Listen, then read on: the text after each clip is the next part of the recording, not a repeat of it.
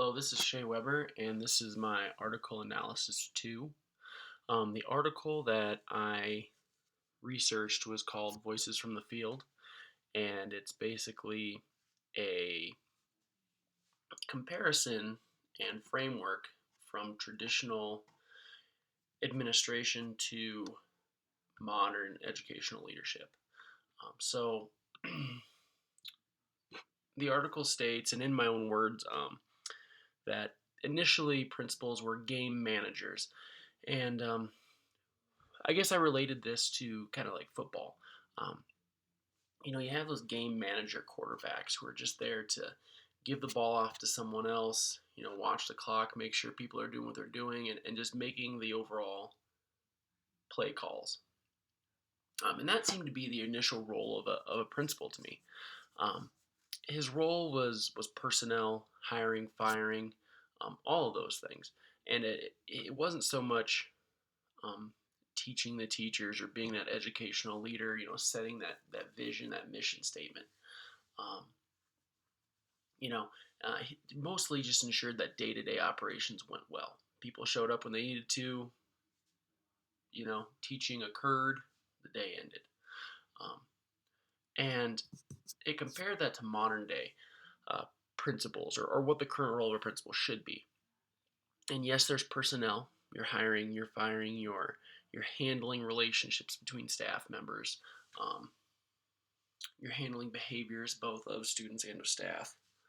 Um, and you've got your evaluations. You're doing your walkthroughs. You're doing your checking the SLOs, the formal observations if there are any, improvement plans if they need to have them. Um, but on top of all that, you're an educational leader nowadays. You're setting the goals for the school. Um, you're you're monitoring the progress. You're helping teachers set individual goals. Um, you're giving them guidance and leadership with your walkthrough process, and you're an asset, and for the teachers, one of their best assets actually. Um, someone they can come to and get coaching if they need to. So the current role of a principal it's so far removed from what it used to be and expanded. Um, Especially with all the state requirements and federal requirements, and dealing with IDEA and all these NCLB, and so the current role has expanded immensely. Um, the article then goes on to talk about what you can do to embody this new principle, and it really had a good framework to go off of and good reasons why. So the first one was, just be there. Don't be locked in your office. Paperwork and meetings are going to be frequent, but just be present. If people need to talk, whatever the case is, just be present. Um, visibility. Visibility is extremely important because perception is reality. Um, the way people see you is the way they think you are. And if you're out there and you're visible and people see you and they're able to talk with you and they see you interact, that just breeds good relationships. And teachers will come to you with more issues that they may not have before, so you can really keep small things from getting bigger. And it's the same thing with students. If you're out there on the playground, you're out there talking to kids, it's going to reduce the number of behaviors just because the adult presence. But it's also going to allow them to come and talk to you if they need to because they're familiar with you. And that can really, really lower the amount of serious issues that come to you because you've been proactive about it. Setting goals is extremely important, not only for yourself but with your staff. And the best kind of goals are SMART goals. So you need to be specific. My students will reach 85% proficiency in, that would be a specific goal. It needs to be measurable. So that 85%, how are they measuring that? Is that through grading a test? Is it through achieving a standard that needs to be measurable, attainable? Uh, it seems like a lot of people make these goals, but they're unrealistic, not because they can't eventually achieve them, but oftentimes the time frame they give themselves is just not gonna be sufficient enough. Um, yes, we all want our students to reach 100% proficiency, but to say you're going to do that in 1 year is really, it's not really attainable. And that's a goal. As a principal, you would set a building goal of math and ELA proficiency, and you need to keep that in mind too as a principal. Not only do you need to let your teachers know the goals need to be SMART goals. Is it relevant? So maybe is it related to increasing or making your class culture better? So maybe it's a behavior goal. Maybe it's a standards-based goal, whether that be state standards or Common Core standards. Maybe it's a goal of, I want my kids to come through that door, get the things out they need out, be respectful, and go about their day. So maybe it's just a routine goal or something. So it just needs to be relevant, and then it needs to be time based. And the issue that a lot of people have with time based goals is they set too much time. And if you say that I'm going to achieve this in 3 years, that's a long time depending on what the goal is, and maybe it's something that could be achieved in 1 year. So you're almost procrastinating a little. So if you set a time, it also keeps you accountable.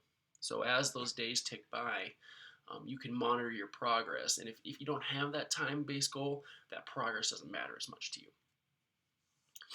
So the other thing to remind teachers as an administrator, according to this article, is that these goals can be look-fors during a walkthrough. And what that means is just as you come in and you walk through my room and see what's going on, um, am I doing the steps I need to do to achieve that goal? Can you look for that for me?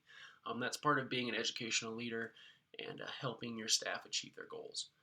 And with walkthroughs, it's important for an administrator to ask themselves the following questions. So, what are students engaged in?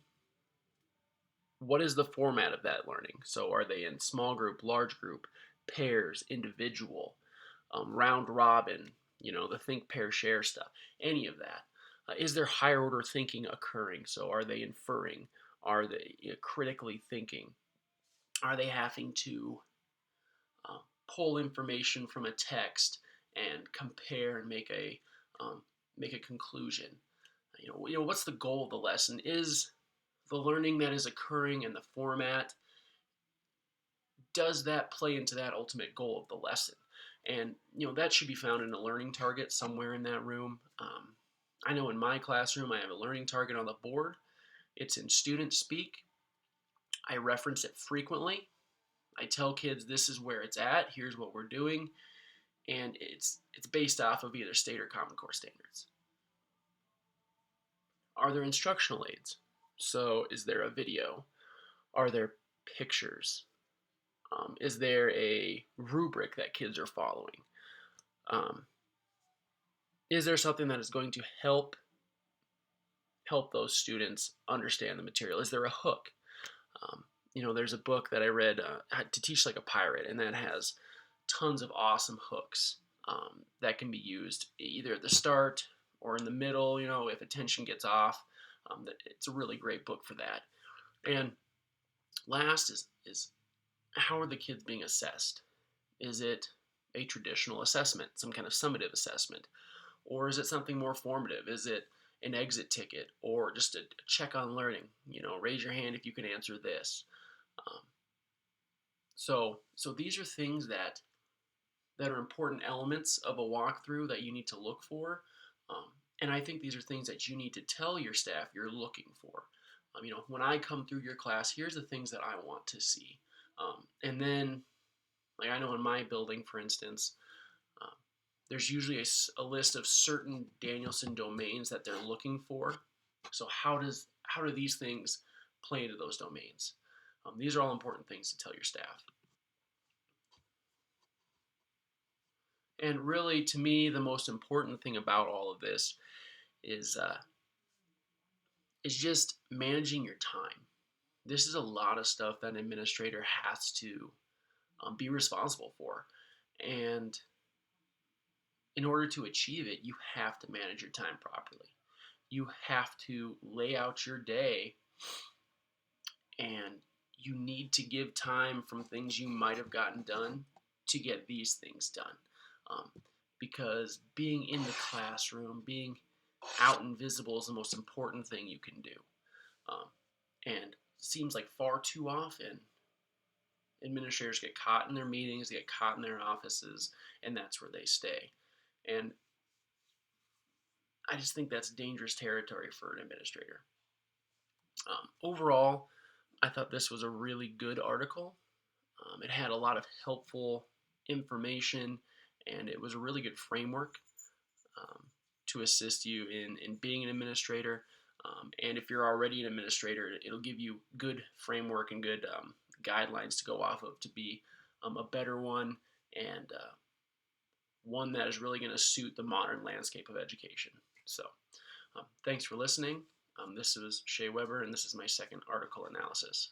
Thank you.